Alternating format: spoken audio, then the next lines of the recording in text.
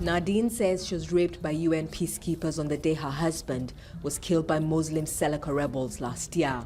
She was later treated and counseled at a nearby hospital, but she still weeps when she remembers that day and her loss. She now lives at a camp for displaced people in the Central African Republic capital, Bangui. We won't reveal her identity for security reasons. I do not want them here. It's better for us to be alone. They sexually abuse us without protection. They need to go. She's one of dozens of women and children who've accused peacekeepers of sexual violations.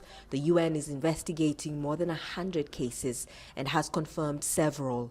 Some of the alleged victims come from areas like Bambari, northeast of Bangui.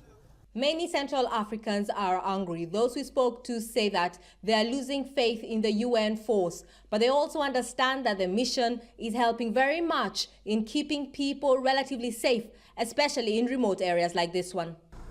The 12,000-strong force took over from an African Union mission in 2014 and helped oversee a peaceful presidential election earlier this year. The government's priority is to stabilize the country, but it does not have a proper functioning armed force, so the UN is still badly needed. These men at a camp for displaced people say there's been no attack by local militias since Mauritanian troops came here a few months ago. And that can only be a good thing. The Mauritanian soldiers are more professional than others we had in the past. We want them to stay until those people with weapons are disarmed. The head of the peacekeeping mission was in Bambari and told us that it's only a tiny minority that has badly dented the image of the force. He faces a difficult task convincing people that sexual abuse allegations against his soldiers are not being taken lightly. Ever since we have started dealing very aggressively with this scourge, things have changed.